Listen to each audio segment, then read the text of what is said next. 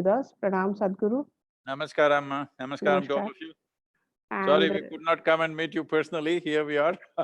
yes, we were thinking that to have you in our conference and you can see face to face each and every Vice-Chancellor. But because of Corona, it could not happen. So thank you, Sadhguru. We are grateful for you to agree to our request, first for coming to the Vice-Chancellor's conference and now for interacting with them online. We have a very eminent panel with us who will be seeking your guidance on various issues. First question I would like to place before you, and then our panel will be asking you the questions. My question, Sadhguru, is that now people are dividing the time into two parts, BC and AC. BC is before Corona and AC is after Corona. It is felt that after Corona, the world will see a new normal in all spheres of life, including the higher education space. We are now moving towards online education, but without having a face-to-face interaction in core learning spaces with teachers, peers, and others on university campuses. How do we ensure holistic development of the students? And how do we ensure physical, mental, intellectual, and spiritual development of our students? We seek your guidance on this. Namaskaram to every one of you. Well, I would not want to accord that kind of significance to the virus that it will determine BC and AC. And anyway, we have not seen the AC yet. And right now, all we have about the virus is a lot of confusion. We don't know anything about it really in its entirety. We know bits and pieces of what it can do, but every day we are coming up with new observations of what it is capable of doing. Initially, it just started as a respiratory ailment and then it's multiplying into many things, neurological things are being affected, genetic material is being affected. Every day scientists are coming up with new observations and none of it is absolutely clear. So that is one thing. So we have actually done absolutely nothing about the virus yet. We have only managed to contain it by controlling human behavior. But once we relax that, how it will behave, what way it will go is anybody's guess.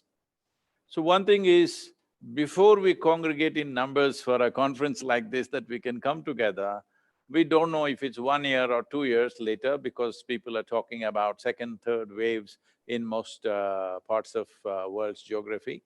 Having said all these things which seem negative, well, I don't wish to paint a negative picture. The reality is we don't know, so we just have to be observant and watch, till then disciplined enough to keep distances so that virus doesn't, have a clear sweep over the human population.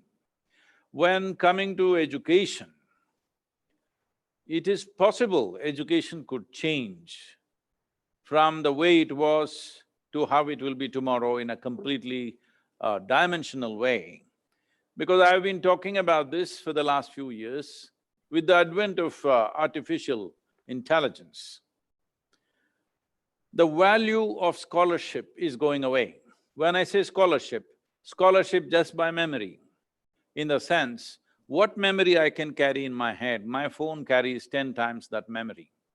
As these gadgets, enhance themselves and artificial intelligence comes, what I mean by artificial intelligence in my understanding is data, analysis, permutations and combinations of how many ways we can present it. This is all most human beings are doing if they are intellectual. Intellectually, this is all you can do. You gather data, you analyze, and you see how you can make many varieties of the same thing in terms of application, in terms of understanding, and in terms of expression. In how many different ways can we do this? This a machine will do way better than any one of us, 100%. It can remember better than us, it can analyze better than us, and it can produce permutations and combinations better than us. Right now, we may not be yet there, but I feel in the next 5 years or maximum 10 years' time, we'll definitely be there. Once this happens, as we have known education till now, that you go to a school or a college to pick up information, try to store it properly and learn to analyze and learn to use it, that form of education will become totally redundant. Maybe the virus will kind of hasten this process and move us in this direction, because now I don't think in the month of June children can go back to school. That's not how it's looking. So if things are still out and there are still infections going on, I don't think parents will send back their children to school or even to college for that matter. So, because of this, a dramatic change could happen in the way education is delivered. Will it happen to every other activity?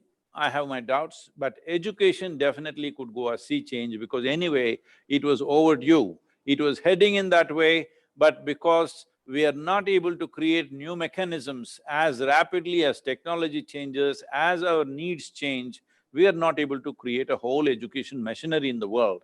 Because of that, we've been going a little slow, but the virus may definitely hasten that process. As far as education is concerned, as far as schools and universities are concerned, it's very much possible that it becomes BC and AC eras. Thank you, Sadhguruji. Thank you. Thanks a lot. We do need creative thinking in our universities and colleges, and they should not become the information storehouse, as you say. Sadhguruji, now we have a very eminent person, Chairman AICT with us. He is looking after all the technical universities and colleges of the country, Professor Anil Sahasrabudhe. May I request him to please pose a question to Sadhguru? Sadhguruji, Namaskaram. Pranam, Namaskaram. Vanakkam. I have visited Isha Foundation too last year. Oh, is that so? Yes. And your thoughts, have been reading them and viewing them on WhatsApp and various media. They are all inspiring and thought-provoking. So in this period of lockdown, I would like to ask a question, which is there in the minds of many people.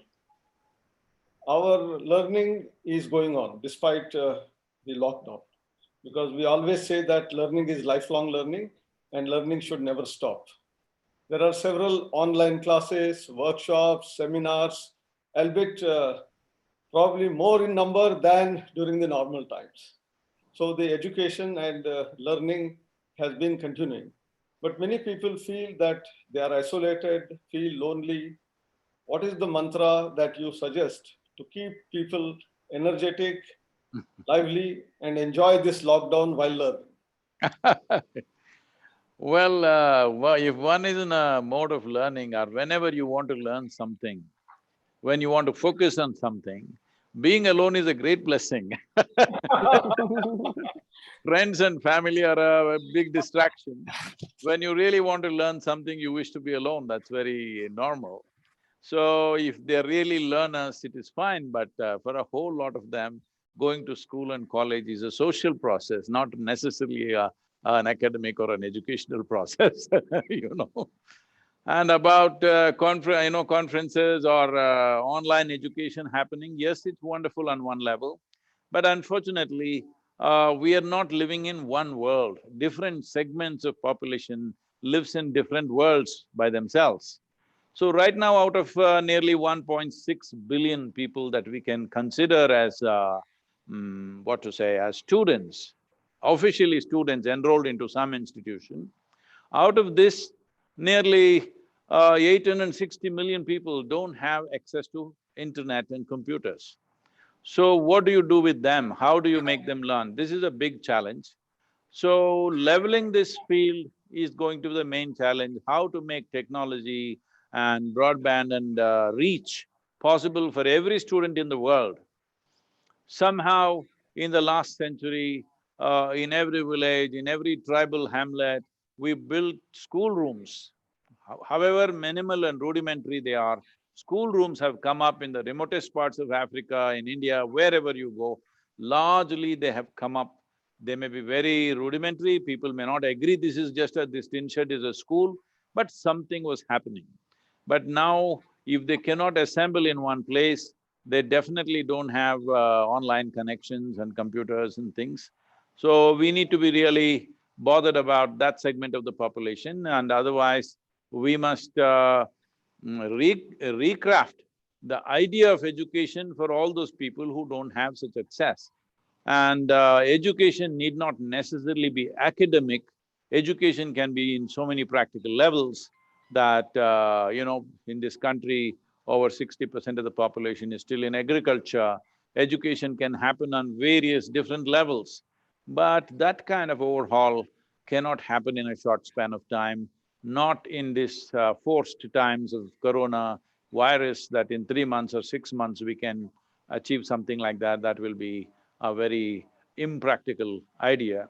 But it needs to happen because in terms of what I've spoken to a few experts, what they say, to get broadband and computers into the hands of every person in the world, or to make sure that everybody has online access, it may take another 8 to 10 years, that's what they're saying. But with the lowered sense of economy in this I will use the terminology that you have all coined, in this AC period I'm sorry, is that AC? After, okay. So, in this AC period with lowered economies, these 8 years may multiply into 15 years, we don't know. I'm just guessing. So, we definitely need to think up different ways of doing this, and whatever inner genius we have, whatever innovativeness we have, whatever intelligence we have, whatever ideas we have, I think this is the time to pull out all those things out of our bags and see if they work or don't work, because I don't see a magic wand solution for all geographies, all economic disparities that are there. Some magic wand solution that will work for everybody, I don't believe that. But if in some way, if education, at least the basic education, is shift from a computer screen to a television screen, I think the reach will increase. The number of people left out will be far less than the number of people who will be left out with need for broadband. So somewhere, if it becomes necessary, the government should mandate that, so that our government can start channels which will have like… So let's say like India, in India there is Doordarshan, almost in every village they have Doordarshan. So evenings at least maybe 4 hours a day, education should happen on Doordarshan, or even other commercial channels can be brought into this purpose.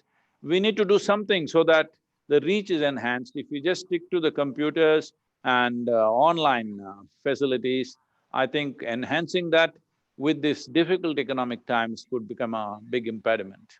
Evolved minds, more fitter bodies and more spiritually evolved people. Well, unfortunately, largely we have never focused on this in the last 75 years in this country. It is anyway time to do that, that education should not just mean a heap of information in our heads, but our overall development of the human being. Certain institutions may be focusing, but large scale, that's not happening. Maximum number of people are not getting that. Above all, one's enhancement as a human being, widening our horizons, this I think is not happening. Largely it is becoming information gathering, passing examinations, getting a job. Well, that has been the economic status of the country, so getting a job was the primary thing of education. But as economic prosperity comes, that idea must change. Education is not just about acquiring a job, but about enhancing a human being. That has to come in. I think for that we need a more, a more prosperous economic base. Only then we can even talk about it to people. Thank you. Thank you, Professor Sadhguru. Thank you, Sadhguru. Facebook and YouTube, that you can also ask a question from Sadhguru through chat. Use the hashtag #AskSadhguru and please ask the question. Sir, now we have with us Professor M. Salunke. He is the president of AIU. President of AIU happens to be the senior most vice-chancellor of the country. He is presently the vice-chancellor of Bharati Vidyapeeth, but in past he has been the vice-chancellor of Central University of Rajasthan, Yeshwantrao Open University and Shivaji University. Sir, may I ask you to ask a question from Professor Salunke? Salunke sir. Namaskaram, namaskaram. Namaskaram, Sadhguruji Pranam. I have a question. India has rich traditions and traditional knowledge which made India a world leader in past. In my opinion, higher education institutions should adapt and integrate these rich traditions and traditional knowledge, which through the innovation can lead to betterment of the society. How best this can be done? This is my first question. And second question is, what are your thoughts? Please. Uh, well, one thing is science is neither old nor new, because science means essentially something that's always relevant, something connected, something that we observed or realized by seeing the natural phenomena, so it's always true. Instead of classifying sciences as ancient and modern, it's very important what is relevant for today must be brought forth. It doesn't matter where it comes from. The moment we label science as Indian or Chinese or American or whatever, the moment you label it, there will be a certain amount of resistance, there will be a certain amount of unnecessary controversy about everything. The real thing has been lost. So I feel it's very important that whatever realizations and knowledge we had in this country, variety of things which would be of immense value, because in my opinion, this is not because of my nationalistic fervor or something. I've looked at this very carefully. Nowhere else on this planet has any culture looked at the human mechanism with as much detail and profoundness as we have in this culture. So having said that, whatever we do in this world, whatever is our thing, essentially it is towards human well-being. Now we are doing so many things. We want to go to moon, we want to go to Mars, all this is fine with me. But human beings should be well first. That well-being is not happening, and we are doing so many things which only end up in destruction. If you really look at it, unfortunately, our knowledge, our education, our science, our technology is the basis of all destruction. Uneducated people, illiterate people are not destroying the world. It is all university-educated people who will destroy the world, unfortunately. How can this happen? This is only happening because we have made education into simply a heap of information without any inner experience, without understanding the nature of the human being itself. Because everything that you observe, even as science, even for something as simple as for an Isaac Newton to observe a fruit will fall down, for this also is happening only with the instruments of our perception. We do not know how a bird is seeing it. A bird may be seeing the fruit falls away from a tree, not down, maybe it is going up in its perception, I'm just joking. It doesn't matter what, but I'm saying our perception is the basis of all sciences. It is the way we perceive, the way we observe. This itself may be faulty, we do not know. This may not be an absolute reality, this is a human reality. Largely our sciences are a human reality, not an absolute reality. It is from our context, it is true. So what is true from the context of who we are is only relevant towards our well-being, but unfortunately it is not crafted like that. So definitely the ethos of this culture and this nation is very important, but we must have the wisdom. We claim that we are a very wise nation. If we are a very wise nation, we must have the wisdom as not labeling it as Indian. Because the moment you label it as an Indian, if I am a Chinese person, oh, this is a wrong nationality to take. Let's say I am an American person, why will I want to do Indian stuff? I don't want to do. I won't even listen to what you're saying, I will simply resist because I am not Indian and I don't want to be Indian. So, it is very important that we have the wisdom. Always our culture has talked about universality of who we are. So it's best that we label science as science, knowledge as for what it is, our knowing and wisdom for what it is, rather than always trying to brand it as Bharat Mata Ki Jai all the time. That is okay, it must beat in our hearts, but we should not throw it everywhere because it'll get rejected, unnecessary resistance. what is of immense value gets lost in petty politics. Thank you, Sadhguru. Very well said. Sadhguru, now we have with us Professor Bhushan Patwardhan.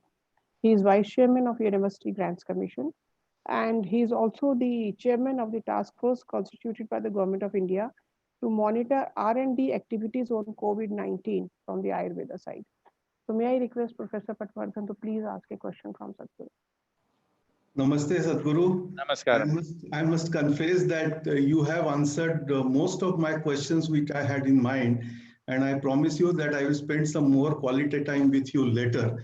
But taking this further, when we started discussing about reimagining Indian university, this is a theme for this session, and I had discussion with Dr. Pankaj Mittal that time.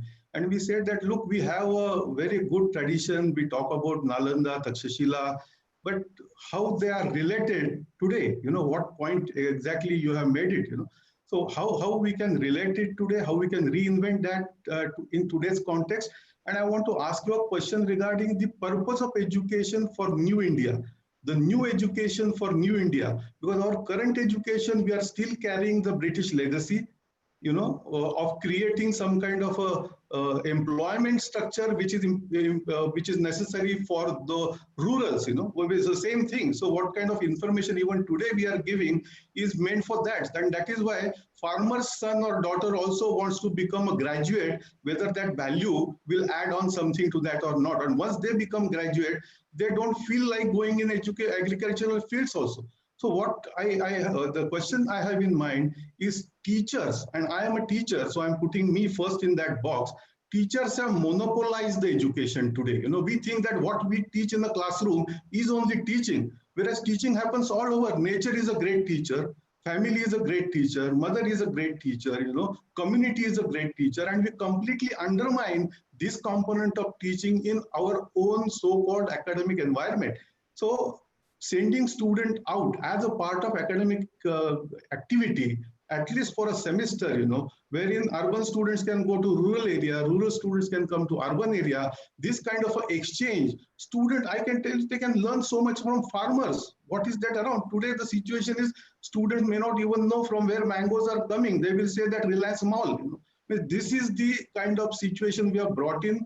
And students are not considered at all. We are saying that this is the syllabus, you have to complete it in this time, and you have no choice. So student-centric system, how we rebuild on our own ethos, on our own experience, which is very, very relevant to India. Just one point I will make, and I'll request you to answer.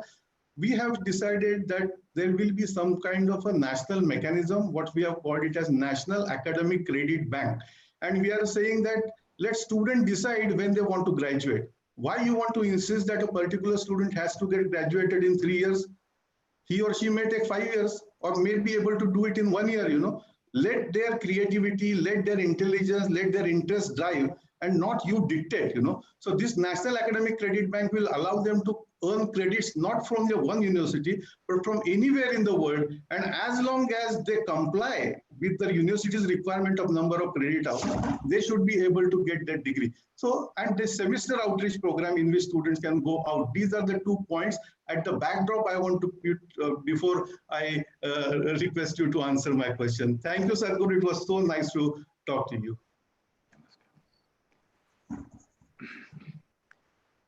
Well, if you ask me, this may not go down very well with everybody, but let me tell you what's in my heart. See, why are we trying to control education in so many ways?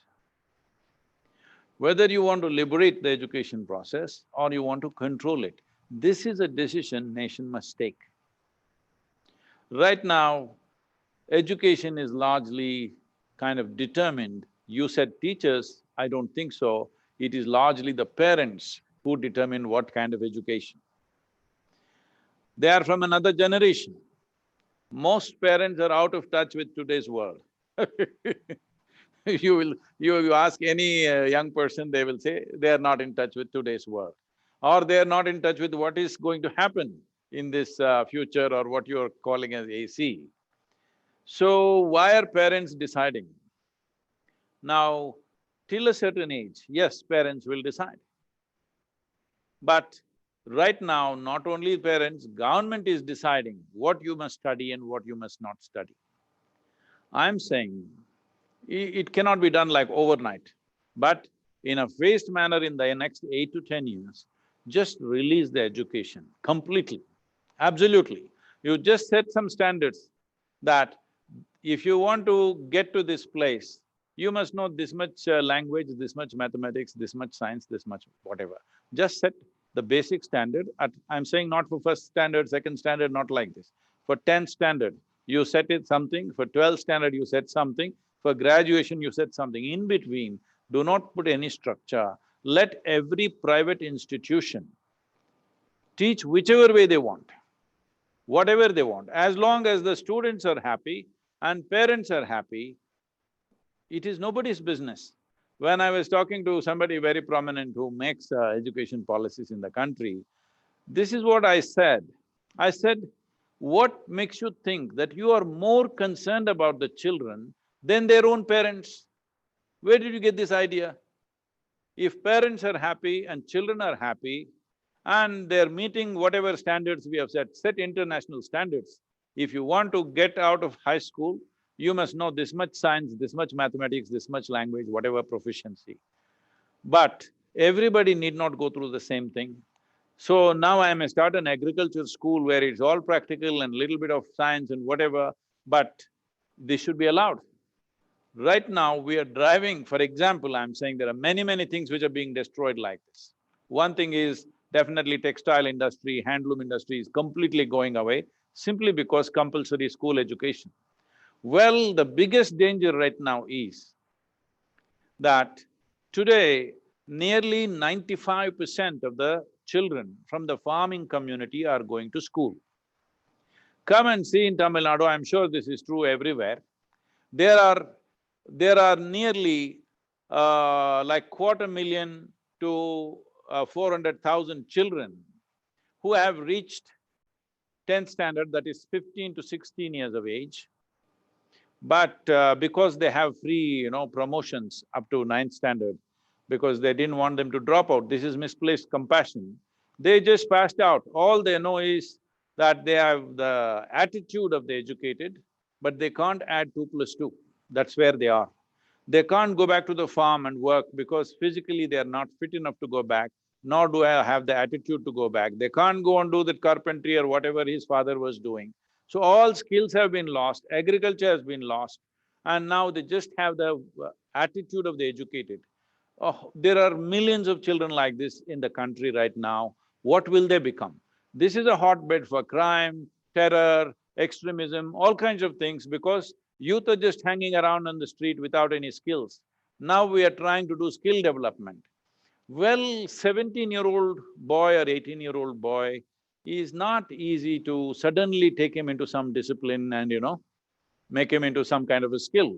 So we must set this up that it is a structure like this. By the time you're 18, you must have… either must be going to your university or you must have some livelihood skills. If you don't have both, you must be forcefully conscripted into either military or paramilitary or a skill development institution which is 1 year residential. They must go through the discipline of becoming physically fit, mentally fit, disciplined enough to learn a skill and execute it.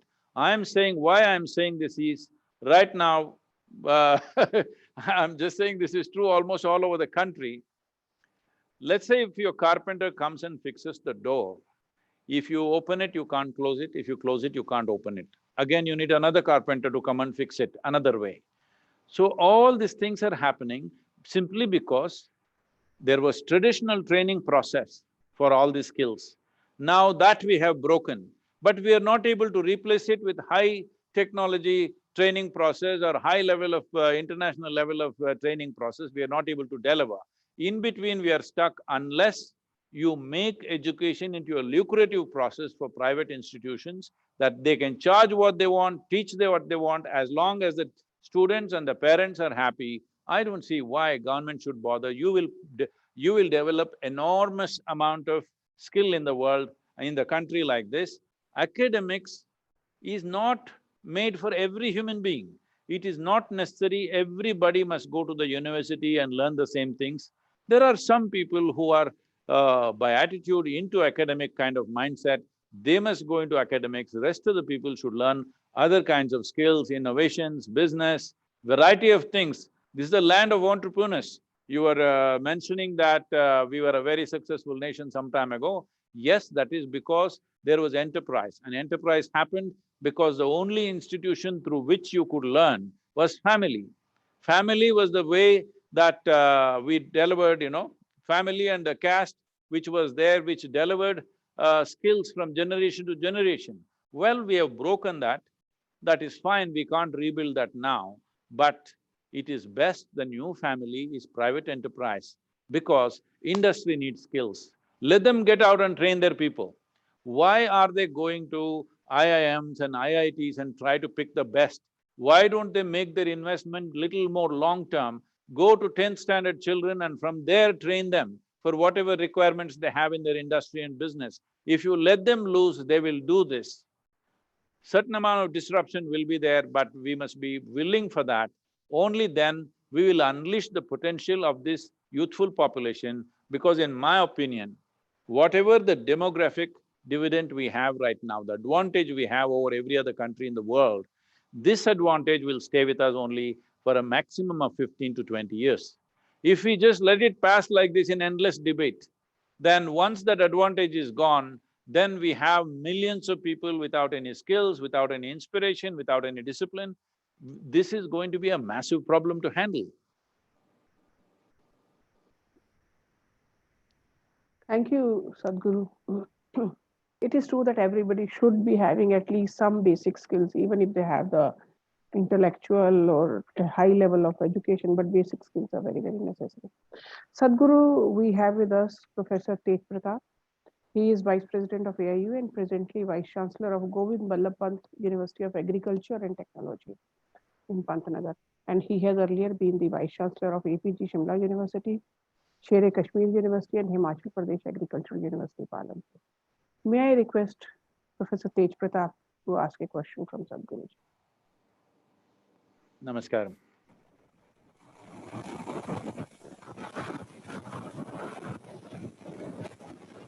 There's no audio, you must do something about this. Audio? Tej Pratap ji? I think he's on mute probably, please. No, we are able to listen to Tej Pratap ji. Oh, it's not coming here. Sir, please. I can hear you, ma'am, but I'm not able to hear him. तेज प्रताप जी, आपका कुछ problem है? अच्छा, अभी सुन रहा था, अभी हमें भी नहीं सुन रहा है। आपका म्यूट अभी म्यूट हुआ है, अभी इसको दोबारा से अनम्यूट करिए। Sir, please unmute your microphone, और may be Isha foundation please unmute the microphone. I can hear you, ma'am, but we are not able to hear him.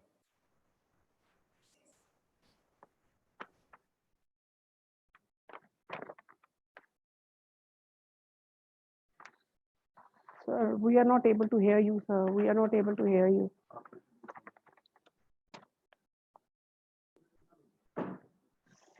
Sadhguru, what I will do is, he has sent me the question in advance, so I will ask the question which he is wanting to ask. Sadhguru? Yes, please, ma'am, do that.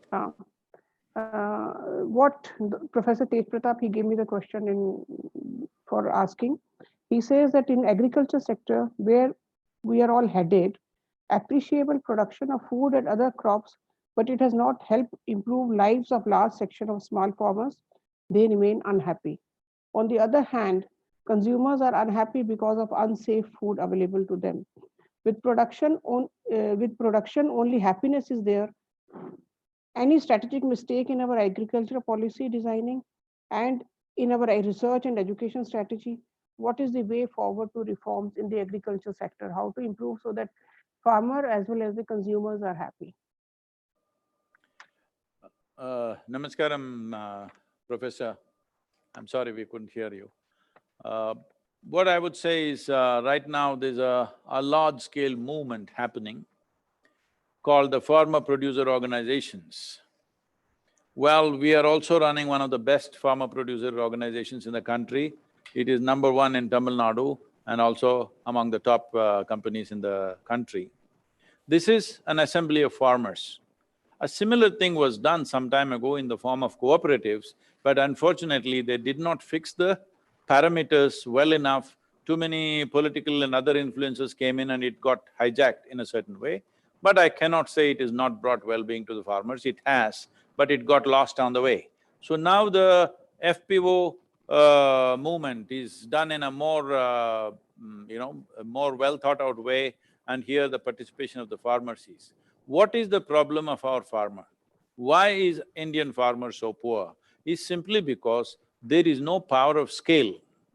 Over generations, the land has become so small, the average land holding is 1 hectare, which is 2.25 acres. To earn a living from this is a heartbreaking process. We were doing subsistence farming, that is, we were growing whatever we need in our land for ourselves and our family, we ate out of it, somehow we were managing.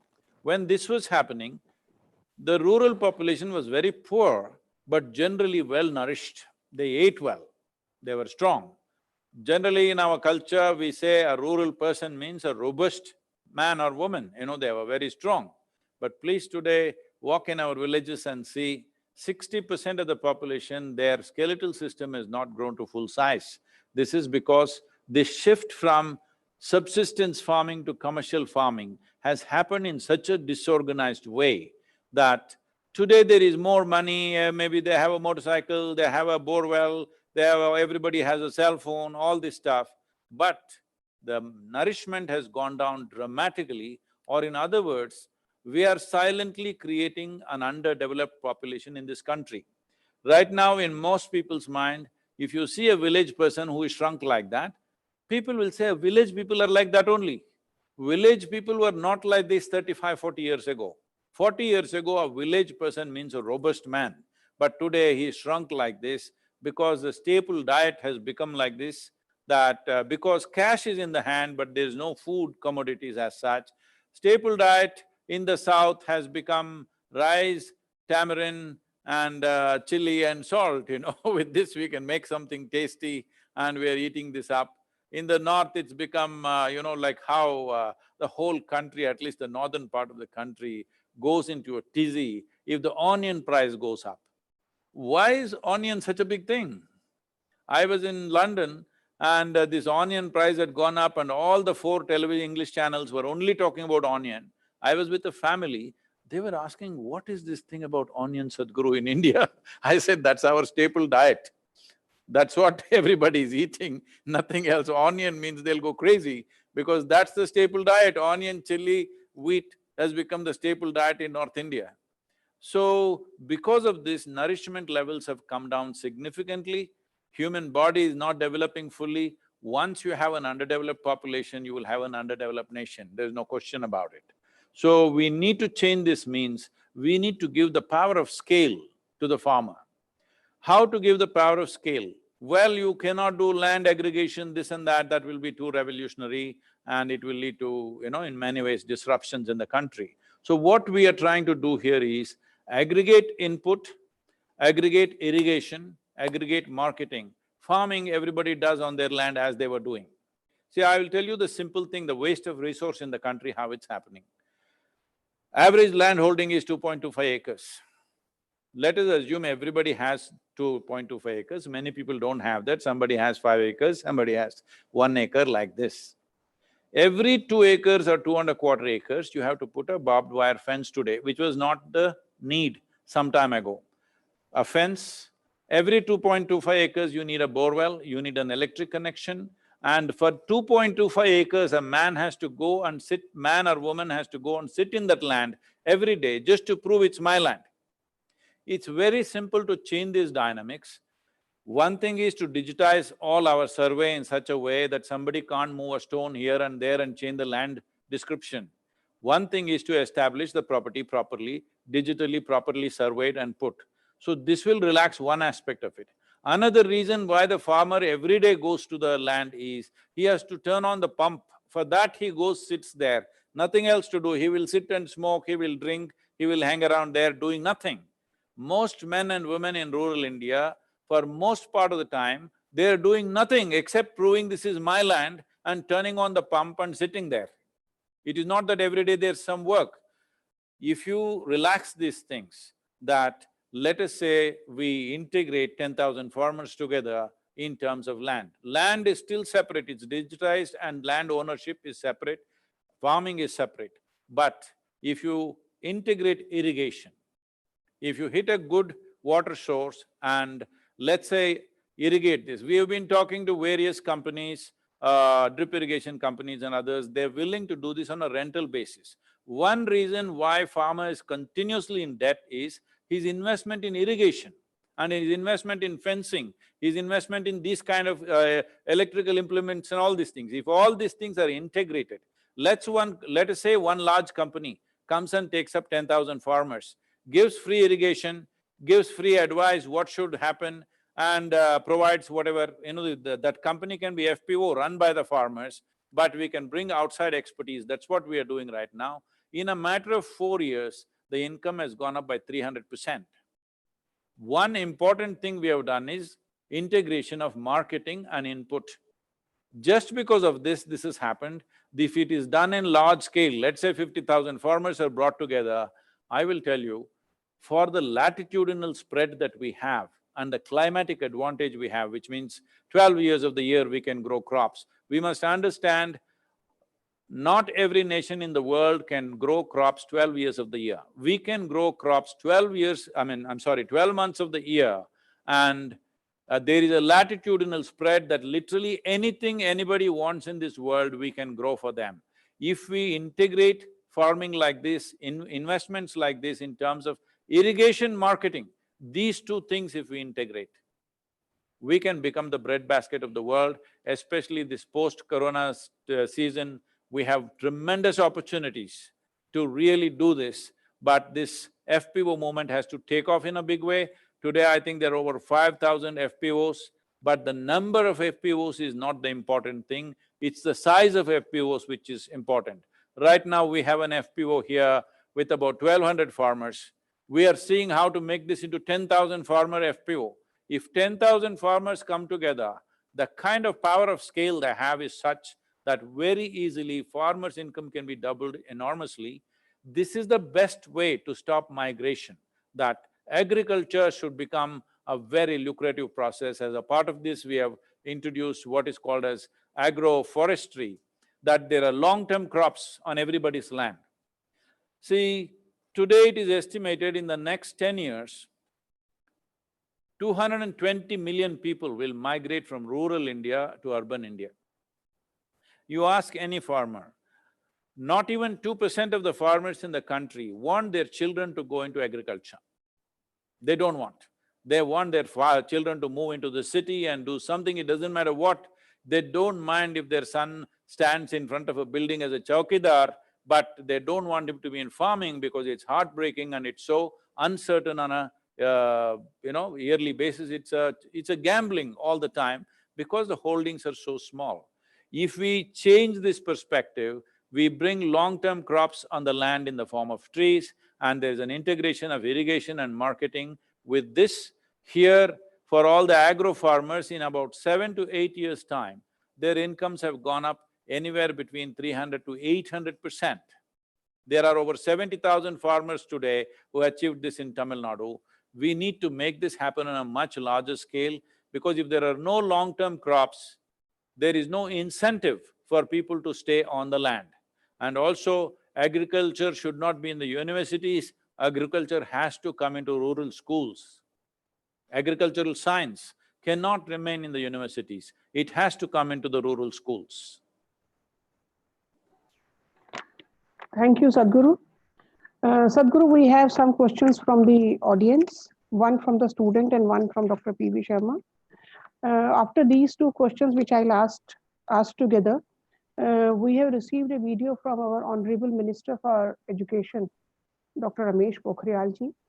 That video will be played where he is giving the message about what all Government of India is doing to combat Corona pandemic. And after that, we'll request you for your closing remarks. So first, these two questions, Sadhguru. From a student, he is asking that due to Corona pandemic, the job scenario has become grim. People are scared of losing jobs and students are worrying about their placements. It is learned that many placement offers are being withdrawn by recruiters. An economic recession is on the anvil. How to cope up with such a situation? And second question is that by Dr. P.V. Sharma, he is the Vice-Chancellor of MIT University, that what should we do in the education space to create well-being, peace, and happiness? Sadhguruji. Well, we have still not seen the AC. After Corona, we have still not seen. It all depends how long it lasts. There are general estimates that in India, its severity could last till September, that it may be till September before our economic activity really gets on the ground. So post that, what we do will determine a lot of things, but short-term, job losses, well, a whole lot of youth without any direction looks like an inevitable process. But we need to understand we are a developing nation. A developing nation means still there are a lot of things to be done. So youth, especially in the coming 2 years, should not just sit and wait for employment.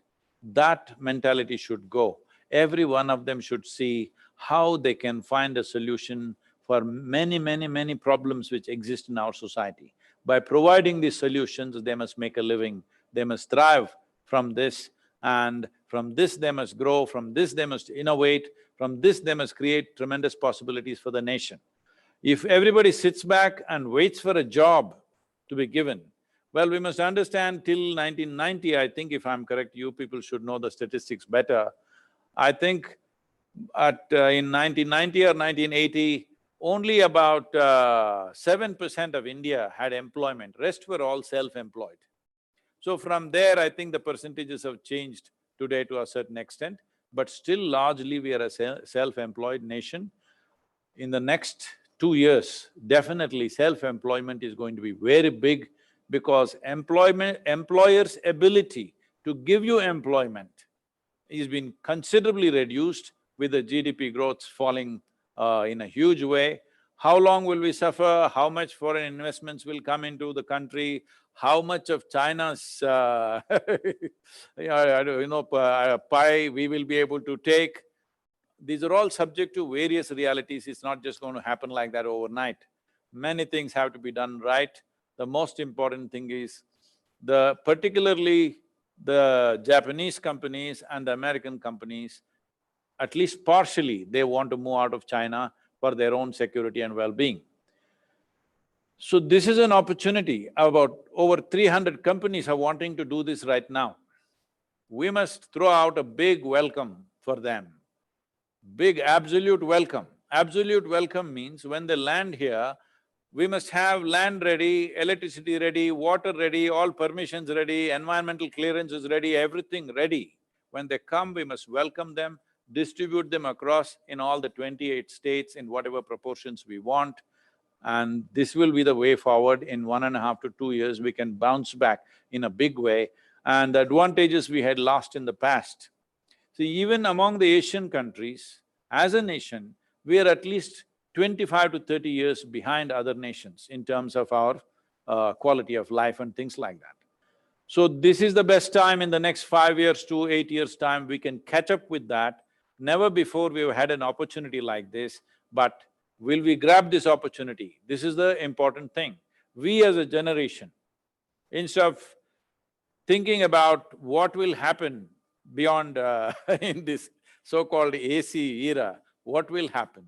Instead of thinking and predicting and consulting astrologers, we must have a clear strategy as to where will we be in the next 5 years. Because for the first time, There were many status quo set up in the world, economic platforms which are a status quo, you can't easily change that. Today, there is a whole disruption in this. If we are truly an enterprising nation, this is our best opportunity we have, we must take that. Thank you, Sadhguru. We are grateful to our Honorable Minister for Human Resource Development, Dr. Ramesh Pokhriyal Nishank ji, for agreeing to give a video message through the channel of Sadhguru to all our students, teachers, and Vice-Chancellors. May I request Isha Foundation to please play the video, and after that we'll request Sadhguru to give his concluding remarks. भारतीय विश्वविद्यालय संघ द्वारा आयोजित ये बहुत महत्वपूर्ण कार्यक्रम जो वर्तमान परिस्थितियों में भारतीय विश्वविद्यालयों के समय चुनौती भरा जो ये समय है, जो क्षण है, उस पे आज पूरे देश के सभी विश्वविद्यालयों के लोग जुड़े हुए हैं। सभी लोगों का अभिनंदन कर रहा हूँ। मेरी शुभकामना कि जो आज पूरी दुनिया का इस संकट गहरा है, इस गहरे संकट में हम लोग अपने अनुशासन से, अपनी प्रतिभा से, अपनी मेहनत से और अपने बनाए हुए अनुशासनात्मक मार्ग से इस बड़ी लड़ाई को जीतेंगे। मुझे इस बात की खुशी है कि आज इस कार्यक्रम में मेरे को बताया गया कि सदगुरु जी भी उपस्थित हो रहे हैं, जो उनका मार्गदर्शन सभी लोगों को मिलेगा। मैं कहना चाहता हूं कि इस महामारी के बाद जिस तरीके से शिक्षा विभाग, मानव संसाधन विकास मंत्रालय ने की बात एक के बाद एक निर्णय लिए हैं, आज मुझे ये कहते हुए खुशी है कि हम अपने जो छात्र हैं उनके साथ लगातार कोशिश करें कि संवाद बना रहे। आप सबको मालूम है कि ऑनलाइन शिक्षा का विस्तार करने की दिशा में हमने एक टास्क फोर्स भी बनाई थी। पहले से हम स्वयं और स्वयं प्रभा के माध्यम से उच्च शिक्षा को ऑनलाइन दे रहे थे, लेकिन अब हम और तेजी से उसको बढ़ा रहे हैं। स्वयं दुनिया का सबसे बड़ा पोर्टल है, ऐसा पोर्टल है जिसमें दुनिया के लोग आकर के उसका लाभ उठा रहे हैं। सभी विश्वविद्यालय इसका कैसे लाभ उठा सकते हैं, इसमें आकर्षक पाठ्य सामग्री है, विभिन्न विषयों में है। हम कोशिश कर रहे हैं कि भारत की सभी भाषाओं में इन पाठ्यक्रमों को हम दे सकें। आप सबको मालूम है कि स्वयं प्रभा जो 32-33 चैनल हैं हमारे टीवी चैनल के, जो 32-33 चैनल हमारे रेगुलर 24 घंटे चलते हैं, DTH पर आपको उपलब्ध होते हैं। हमारी कोशिश है कि इसमें भी हम अधिक से अधिक आकर्षक पाठ्य सामग्री अपने उच्च शिक्षा के लिए उपलब्ध करा सकें। और इस दिशा में मैं कहना चाहता हूं कि चाहे स्वयं है, चाहे स्वयं प्रभा है, और चाहे NDL है, नेशनल डिजिटल लाइब्रेरी, इसका बहुत व्याप है। आप वहां से सामग्री को ले सकते हैं। वो ये बहुत बड़ा प्लेटफॉर्म है और इसलिए चाहे वो स्वयं है, स्वयं प्रभा है, NDL है, लीप है, लीप भी कार्यक्रम हम लोगों ने जो नेतृत्व विकास के वो क्षमता कैसे बढ़ सकती है, युक्ति पोर्टल अभी हमने जो बनाया है, जो विभिन्न क्षेत्रों में हमारे विश्वविद्यालय शोध अनुसंधान कर रहे हैं, जो भी काम कर रहे हैं, वो युक्ति पोर्टल पर सब एक जगह कैसे संग्रहित हो सकते हैं। लेकिन मैं आपके माध्यम से अपने छात्रों को विशेष करके कहना चाहता हूँ और अध्यापक गण को कि जहाँ अध्यापक गण के लिए, प्राध्यापक गण के लिए अर्पित पोर्टल हमने दिया है, जिससे उनको बहुत मदद मिल रही होगी। और छात्रों से मैं कहना चाहता हूँ कि स्पार्क आज दुनिया में, दुनिया के देशों के साथ, दुनिया के शीर्ष 128 विश्वविद्यालयों के साथ हमारा पारस्परिक अनुसंधान चल रहा है। आपके लिए बहुत बड़ा प्लेटफॉर्म खुला है। हम लोग स्ट्राइड अंतर विषय शोध कैसे करके हो सकते हैं, इस दिशा में बहुत अच्छा आपके सामने है, इम्प्रिंट है, इम्प्रेस है।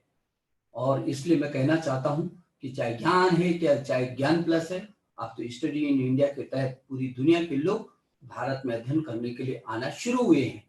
और इसलिए मैं इस अवसर पर आप सबको शुभकामना देना चाहता हूँ। और मेरा भरोसा है कि जिस तरीके से हमारे तमाम उच्च शैक्षणिक संस्थानों ने इस समय शोध और अनुसंधान किया है, चाहे मेरे विश्वविद्यालय हों, चाहे मेरे IITs हों, ट्रिपल IITs हों, NITs हों, IIM हो, आईसर हो, ये उच्च शिक्षा के क्षेत्र में जो इस बीच, इस महामारी, कोरोना की महामारी के बीच जिस तरीके से मेरे शैक्षणिक संस्थानों ने एक के बाद एक अनुसंधान किए हैं और उसका रिजल्ट अब निकलना शुरू हुआ है, मुझे भरोसा है कि हमारे देश के प्रधानमंत्री श्री नरेंद्र मोदी जी की अगुवाई में जिस दृढ़ता से इस महामारी का मुकाबला करने की तैयारी शुरू से ही है और हम उसमें सफल भी हैं, काफी हद तक सफल हैं।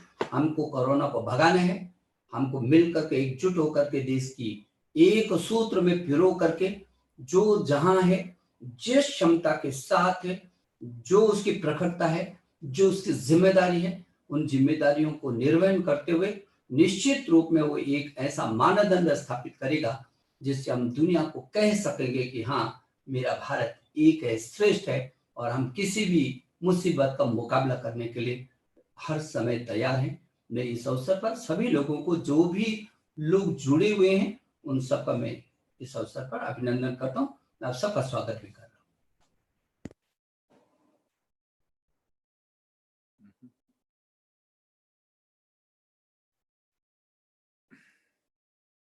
Our gratitude for the minister to take his time to give this message, and for all the higher education institutions. We must, as all of you know, these platforms have been created and many universities from across the world are throwing out free content all over the place. So, higher education institutions in India must move from repositories of information to institutions of inspiration, to create a population which is inspired, focused and balanced should be the most important thing.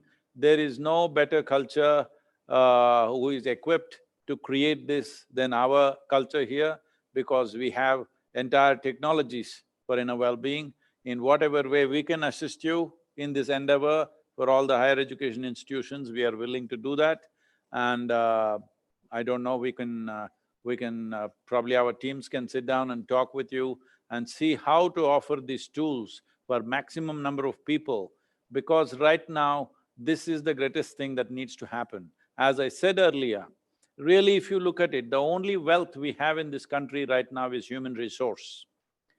And this human resource, if it has to unlock and unleash its potential, it needs people, human beings, who are inspired, focused, balanced and disciplined towards a certain purpose. If we have an uninspired, unfocused, indisciplined crowd, then we will become the greatest disaster. But if we change that, we could be the greatest miracle of the coming century. India has the potential, but between a potential and reality, there is a distance.